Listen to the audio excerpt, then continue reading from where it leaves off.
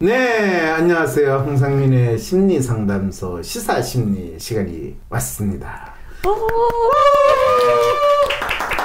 왔어요.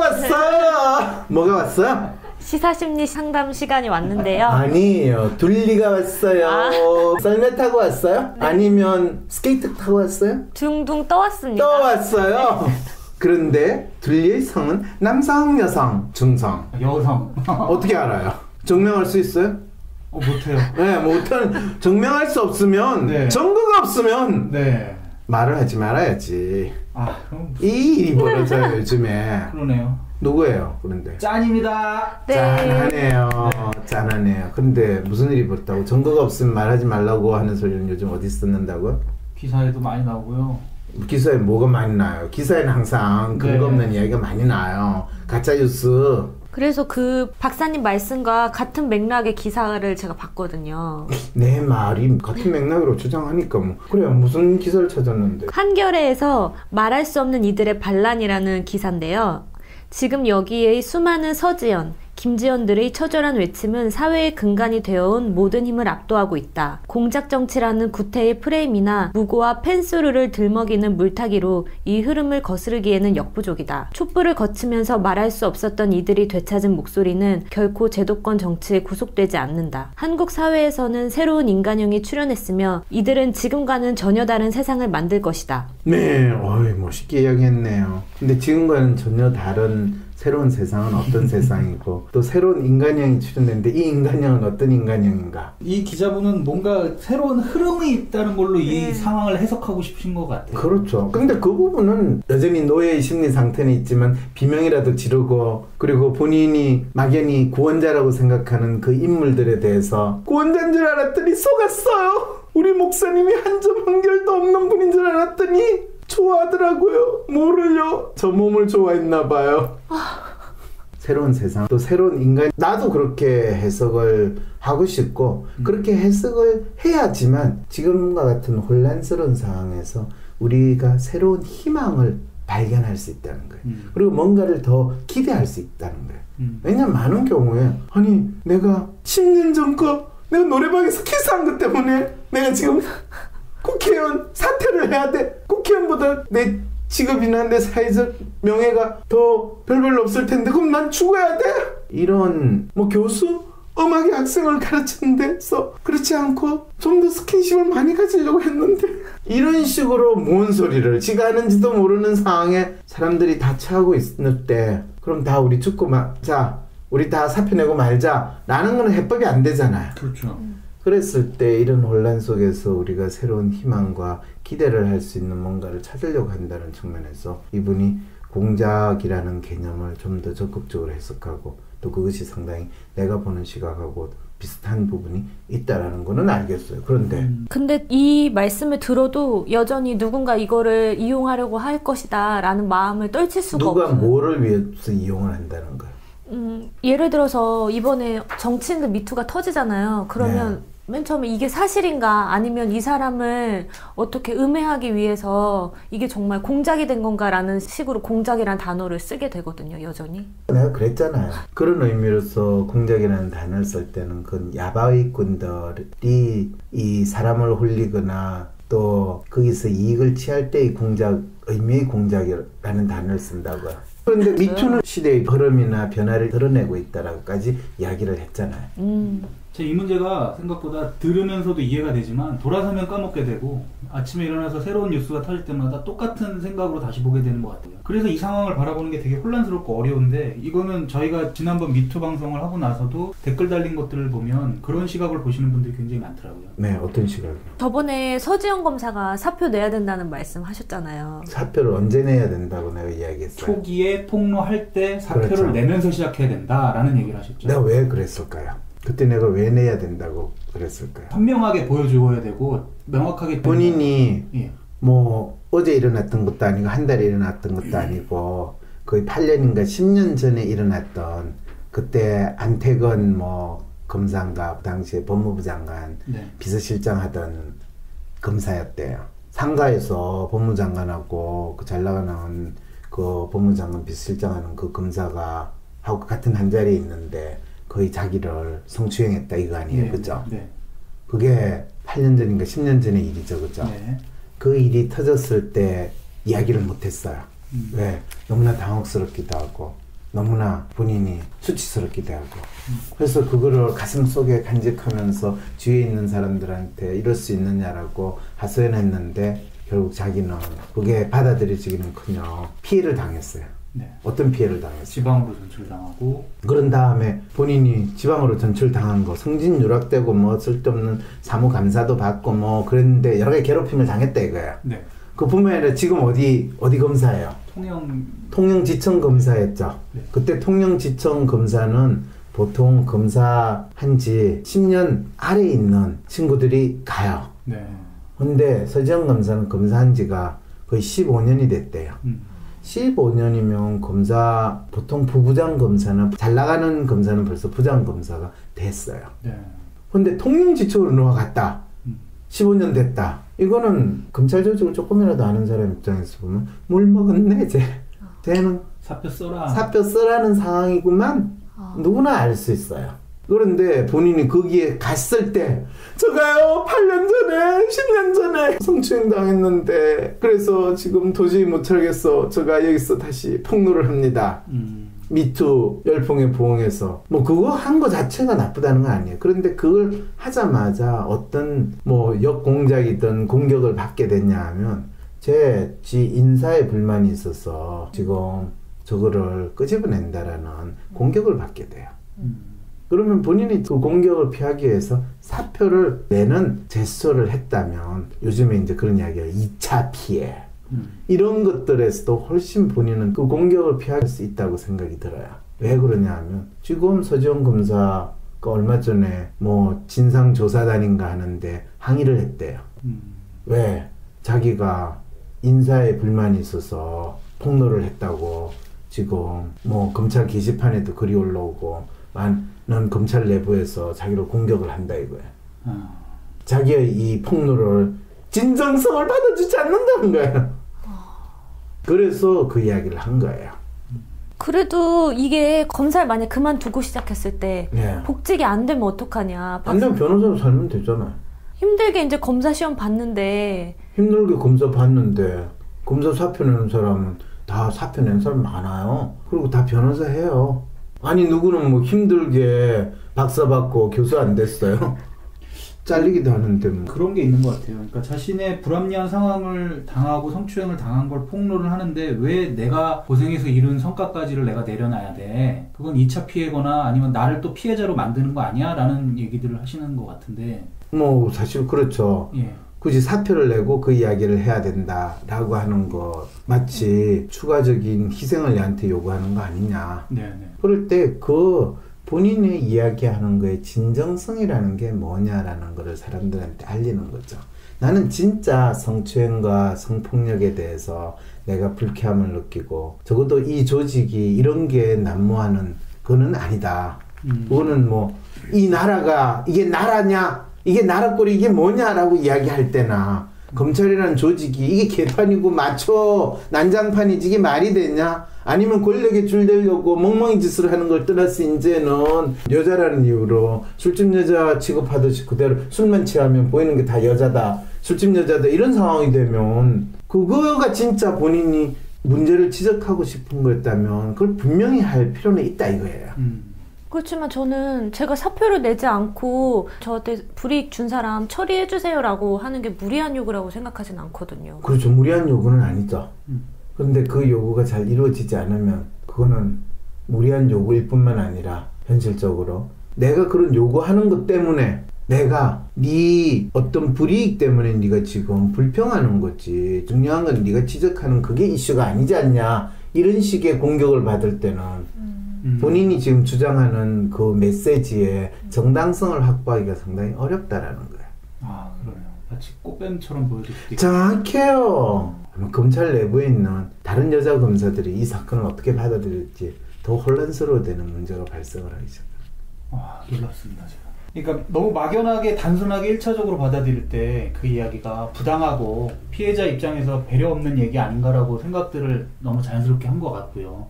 지금 말씀을 듣다 보니까 오히려 그렇게 되는 것보다 선명하게 나의 요구 조건을 확실하게 긋고 시작하는 게 더 나의 피해에 대해서 어떻게 보면 나 자신의 주체로서 명확하게 선언하고 나가는 게 미투 정신에 어떻게 보면 맞는 거 아닌가라는 생각이 갑자기 들었어요. 근데 정말 말씀 듣다 보니까 인사불이익을 당해서 이걸 폭로한다고밖에 비춰지지를 않네요. 아니 그리고 인사불이익을 당해서 내가 폭로한다고 이야기를 하면 되잖아요. 왜 그거를 하면 하면 스스로 자기의 순수성이 없어진다고 볼까요? 그렇게 생각하실 수도 있을 것 같아요. 웃기잖아요. 또 누군가의 민낯을 갑자기 대조하는. 왜요? 갑자기 그걸 인정하거나 그걸 보고 싶지 않으실 것 같아요. 누가요? 이 서검사님도. 그러면 그분은 왜 폭로를 했대요?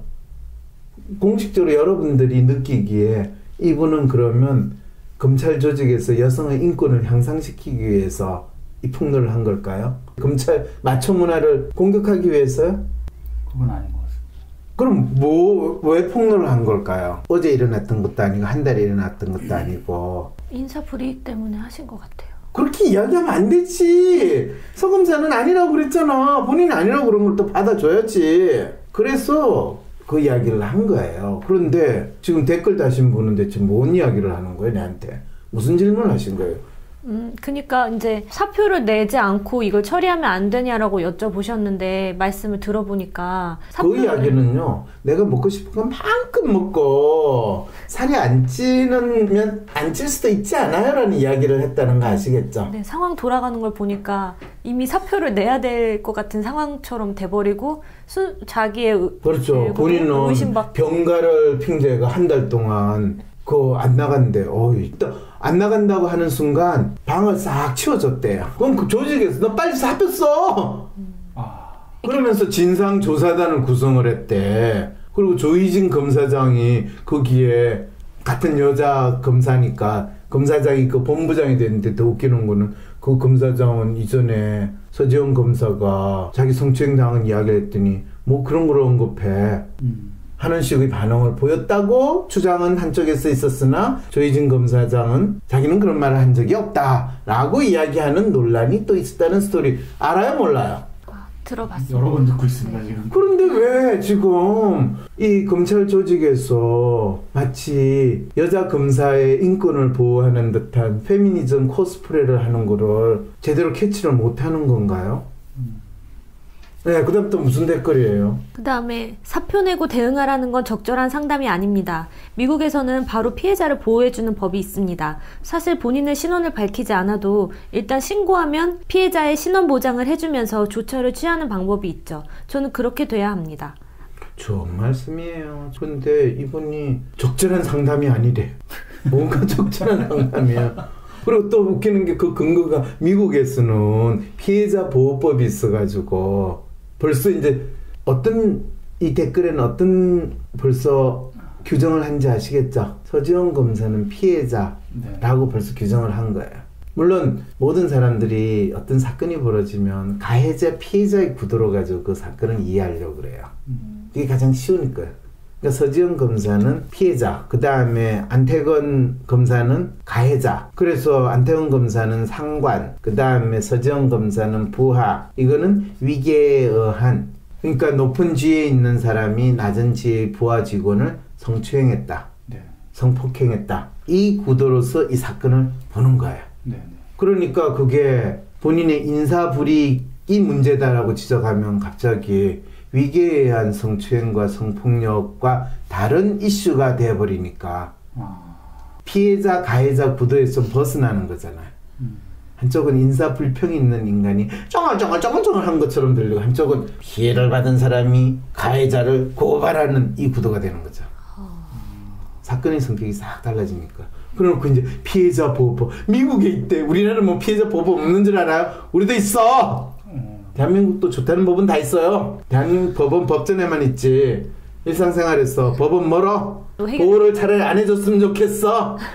왜? 서지영 검사 보호해줬잖아요. 한 달 동안 병가도 쓰게 하고 방도 치워주고 이런 극진한 보호를 받고 있는데 대통령까지 국무회에서 언급을 한 사안이 됐는데 얼마나 큰 보호예요. 그렇죠. 근데 왜 충분히 보호받지 않은 것 같은지. 그렇죠. 이제 바로 그거예요. 충분히 보호해주고 싶은데 문제가 뭔지를 모르니까. 안태근을 그럼 잡아놓으면 구속 수사하면 보호가 되는 건가? 안태근이 이미 잘렸어 다른 일로. 그렇죠. 그럼 정체가 뭐야 진짜? 그렇게 생각해보니까 정체가 뭐야 이게? 이제 알겠어. 이 댓글을 다시는 분이 얼마나 사건의 현상에 그거에 대해서 제대로 인식도 못하고 하나만 하는 소리. 피해자 보호법이 있는 미국은 이게 문제가 없는데 우리는 있고요. 미국 가보지도 않은 인간들이 꼭 돌피하면 미국 이야기하고 미국 법 알지도 못하는 인간들이 꼭 미국 이야기한다는 소리 들을 때는 이런 경우예요. 네. 아 근데 김지은 씨도 면직 처리됐잖아요. 그걸 봤을 때 이제 네. 한편으로는 그 김지은 씨가 도지사가 데리고 온 별정직 비서잖아요. 그럼 김지은 씨의 면직의 이유가 도지사가 데려온 별정직 공무원이니까 그 도지사가 그만두면 당연히 자르는 게 맞습니다라는 논리를 충청도에서 발표를 한 거죠. 네. 근데 얼핏 듣기에는 그게 맞는 얘기처럼 느껴져요. 그렇죠. 그게 놀라운 일종의 피해자를 엿먹이는 아주 놀라운 조직의 논리라는 거예요. 김지은 씨는 어떻게 보호해달라고 그랬어요? 김지은 씨가 JTBC 손석희하고 이야기하면서 아니 어떻게 했어? 여기 나왔어까지 이야기하실 생각이 드셨어요? 하니까 뭐라고 그랬어요? 자기 신변이 걱정이 된다. 신변이 걱정이 된다. 방송을 보시는 국민들은 저를 보호해 줄 것 같아서 언제 소리 소문 없이 내가 당할 수도 있다. 어떻게 당하는지는 모르겠지만 그럴 수 있다는 불안 때문에 이 자리에서 나왔다. 그럴 때 보호라는 말 썼죠. 네. 그 보호는 뭘 이야기하는 거예요? 생명의 보호예요? 자기 지위의 보호예요? 자기 삶의 보호예요? 보호의 정체가 뭐야 대체? 세 개 다. 네. 그런데 국민은 김지은 씨 지위의 보호를 해줬어요? 안 해줬어요? 안 해줬어요. 네. 그거를 충청도에서 발표를 탁 했을 때 어느 언론이나 어느 국민들이든 우리 댓글에 김지은 씨가 지금 보호를 못 받아가지고 잘렸어요. 이게 말이 됩니까? 그걸 올려온 거 본 적 있어요? 충청도에서 그렇게 뻔뻔하게 직위 해제를 했다는 거는 1차적으로 그게 보복행일까요? 보호행일까요? 보복행위죠. 그러면 왜 너희들은 보호를 받아야 될 사람을 보복행위를 하느냐라고 지적을 하는 어떤 공권력이나 언론 그 한마디를 한 적 있어요 없어요? 그래놓고 보호해야 된다고 하면 대체 그 보호는 뭐예요? 말로는 보호라고 하고 행동은 보복한다. 그것도 마피아들이 잘하는 짓인데. 그러면은 이제 김지은 씨가 그 면직 처리 이후에 이제 어떻게 되는지를 보면 이제 서검사가 만약에 사표를 냈으면 어떻게 처리됐을지도 저희가 생각해 볼 수 있을 것 같아요. 그거는 전혀 관계가 없어요. 그걸 소위 말해서 별건이라고 그래요. 별개의 사건이라는 거예요. 얼마나 둘리가 착각을 하냐 하면 그러면 김지은 이 사람을 사표를 내야 되는 겁니까? 아니지. 일단 이 사람이 별정직 공무원이지만은 뭐 이 사건이 끝나던 별정직 공무원이라도 계약한 시점도 있을 거고 별정직 공무원은 계약 안 할까요? 계약서 안 쓸까요? 계약서 써요. 그럼 계약서대로 정도는 해주는 게 보호라고 할 수 있지 않아요? 맞아요. 그런데 뭐 계약서 뭐 싹 무시하면서 잘랐는데 뭘 봐요? 더 봐. 벌써 2차 피해가 시작됐네요. 알겠어요? 2차 피해는 그 사람의 신분이 노출되고 뭐 어쩌고 저쩌고 말도 안 되는 언급을 할 때 내가 참 웃기지도 않네. 2차 피해가 그 성격이 있고 뭔지도 제대로 정의를 못하면서 뻔한 소리라는. 직접적인 성추행은 1차 피해고 그 이후에 일어나는 모든 피해는 2차 피해라고 하는데 피해자가 자기 지위에서 잘리는데도 아무도 그걸 2차 피해라고 지적도 안 하고 당연해? 별정직 공무원이라서?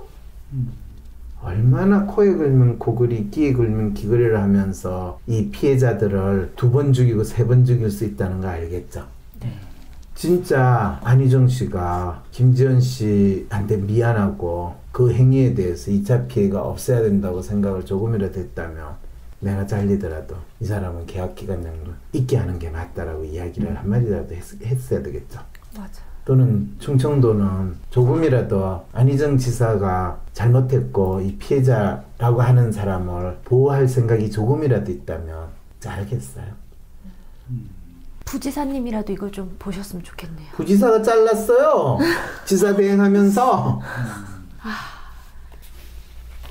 지금 모두가 뭘 하고 있는지 모르는 것 같네요. 이제 알겠죠. 이 나라가 지금 그런 상황에 있어요. 네. 다 코스프레를 하고 있는 상황. 점점 미투 운동을 지지한다, 응원한다 하지만 지금 도대체 뭘 해야 그게 응원이고 지지인지를 전혀 모르는 것 같아요. 훌륭한 거예요. 그러니까 미투, with you 하면 미투를 지지한다고 말은 계속 그렇게 그러면 네 제가 사하리라 하는 마음으로 인간들이 그런 건 아닐까라는 생각이 조금 드는데 어떻게 생각하세요?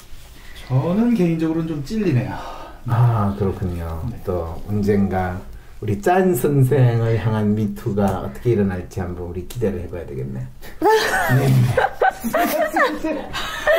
찔린다며요. 우리 짠쌤 보호해드려야 돼요. 그러게. 우리 소중한 짠쌤. 짠 선생이 지금 미투하고 나갈 거야. 그러면 지금 둘리 씨가 지금 짠 선생을 성추행했다는 이야기예요. 지금 뭐예요? 이건 좀 박사님이 말로. 아니 성은 빼고 추행. 박사님 안희정 심리 분석해달라는 요구가 진짜 많았어요. 왜요? 왜냐면은 지금 이번 주 일주일 사이에 그 네. 안희정 전 지사가 네. 대선 잠룡에서 네. 이제 성폭행범이 돼버린 거예요. 그래서 그렇죠. 사람들이 그렇죠. 이제 남은 정치 인생을 걱정할 게 아니라 남은 인생을 걱정해야 될 것 같다. 뭘 들고 얼굴 들고 어떻게 다니겠어요. 살겠냐 뭐 이런 얘기도 있는 거죠. 얼굴 잘 들고 다니던데 검찰이 출두할 때 얼굴 숙였던가요? 얼굴 들던가요?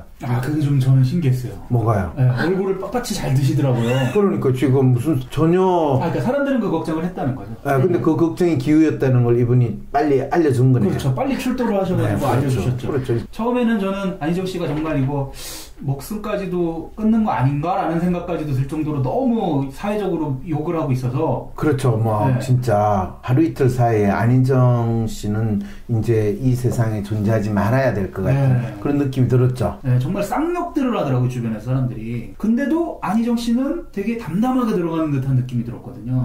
담담하게 들어갔다. 네. 그런데 궁금한 거는 뭔가요? 그래서 그 안희정 씨가 네. 김지은 전 비서를 그렇게 서슴없이 당당하게 성폭행을 어떻게 할 수 있었는지 도대체 어떤 마음으로 그거는 스스럼 없이 당당하게 성폭행을 할 수 있었던 거는 너는 내 수족이니까 너는 나의 분신이니까 내하고 자자 그러면 자는 거고 내 물도와 한 물 갖다 주는 거고 일종의 노예잖아요. 그 옛날 로마 시대 때, 고대 로마 시대 때, 이제 주인, 노미노 밑에 이제 우리가 이야기하는 노예가 있거든요. 네. 그러면 그 노예의 존재는 어떤 거냐면요. 집안에 노예들 있잖아요. 부인하고 이야기를 안 해요. 그런데 지나가는 노예를 불러가지고 바로 부인 보는 앞에서 이 섹스 행위를 해요. 헐.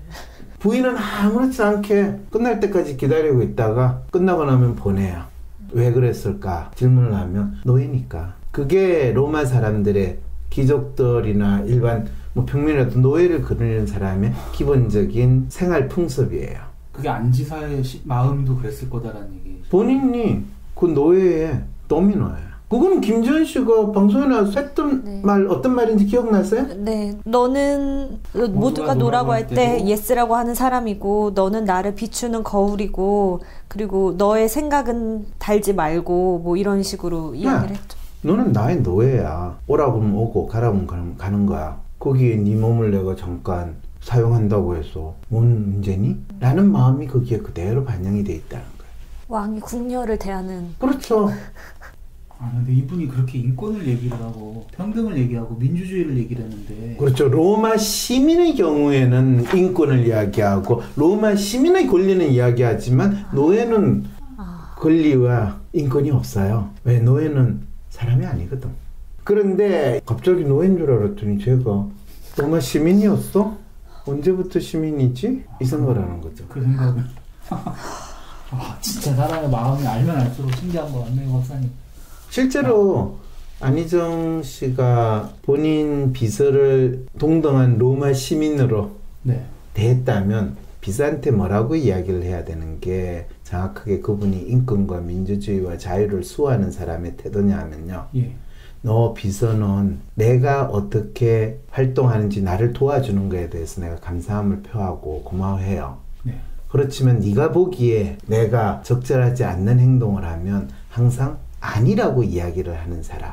주위에 있는 모든 나를 아는 사람이 다 훌륭하십니다, 잘하십니다 라고 이야기할 때 너는 이게 문제입니다, 이거를 바꾸십시오 라고 이야기하는 사람이 돼야 된다 라고 이야기하는 사람이 진정한 민주주의와 인권을 이야기할 수 있는 사람이에요. 박사님은 이분이 예전에 대선 출마 선언문 읽어보시고 딱 제왕적인 태도나 이런 걸 얘기하셨던 게 그래서 그런 그게 이런 행동으로 나타날 끝까지 상상은 나도 못했는데 이분이 상당히 지극히 야당적 엘리트주의와 본인의 정당성과 본인의 권리를 아주 아무 근거 없이 주장하는 그 심리 상태구나. 이거는 박근혜하고 비슷한데? 라는 생각까지 하게는 됐죠. 근데요, 이게 지금 이분이 폭로도 그렇지만 이분이 근데 나와서 말씀하신 거 보면 사전에 그 내부에서도 자기의 고민, 자기의 처한 상황에 대해서 도와달라는 SOS를 했다고 하셨거든요. 그렇죠. 근데도 불구하고 그 조직이나 그 내부 안에 있는 사람들 전체가 그것을 애써 무시하거나 아니면 덮으려고 하는 태도를 보이는 거에서 오히려 더 절망적이었다고 얘기를 하셨잖아요. 왜냐하면 안희정 씨의 참모들은 다 죽은 도민우를 모시는 그 심리 상태에서 안희정 씨를 모셨다는 거죠. 그럼 이게 이분들이 다 민주화 세력의 민주화 운동에 기반을 두고 시작하셨던 분들이라고 얘기들을 하는데 민주화 운동을 하는 분들은 주인과 노예의 관계가 안 만들어질까요? 그럼 민주화가 뭔지도 모르고 뛰어다니는 건가요, 다?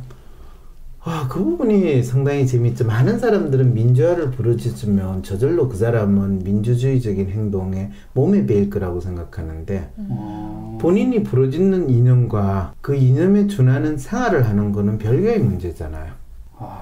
진짜 놀랍다. 놀랍네요.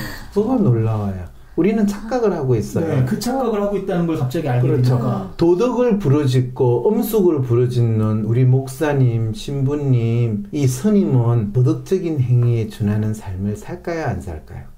살기 힘들어하세요. 안희정 씨는 본인이 지사로서 비서를 둔다라는 것은 마치 제왕으로서 왕으로서 궁녀를 거느리고 있는 것과 같은 그 개념으로 생각을 했던 거고 결론적으로 이야기하면 말하는 도구로 사용했다는 거예요. 말하는 도구의 또 다른 용어가 뭔지 아세요? 노예예요.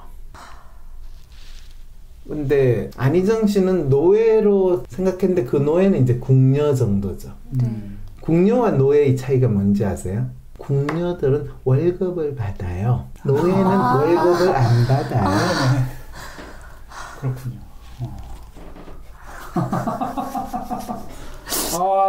진짜 오늘 막연하게만 생각했던 것들이 하나씩 다 쪼개져서 새로운 의미를 알게 되니까 놀랍습니다. 네. 그럼 이제 안희정 씨와 비서와의 관계에 대한 질문은 다 이야기한 거예요? 네. 마지막으로 한 가지 여쭤보고 싶은 건 앞으로 뭐 진행되는 상황을 좀 봐야겠지만 안희정 지사가 지금 검찰에 출두하고 자진해서 나가고 이러고 있는데 이런 것에 대한 안희정 씨의 태도가 안희정 지사가 반성을 하고 나가는 출두일까요? 아니면 이것을 그냥 해결하고 다시 정치든 자신의 삶을 살아가는 어떤 돌파구로 생각을 하는 걸까요? 이번에 출두했죠, 그죠? 네. 그러면 안희정 씨가 반성하는 자세였던가요? 아니면 이거를 어려움을 또 극복하고 나는 다시 살아날 거야 라는 마음을 보여주는 출두였던가요? 후자였던 것 같아요.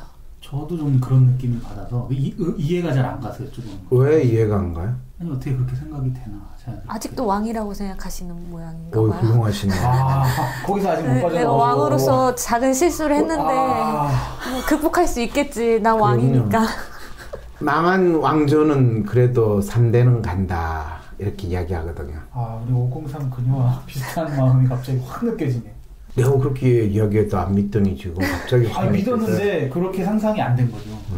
화려한 자체가. 네. 그럼 저희가 오늘 청취자분들의 댓글을 통해서 궁금한 것들을 여쭤봤는데 오늘 충분히 답이 된 것 같습니다. 네, 수고하셨습니다. 네, 고생하셨습니다. 짠이었습니다.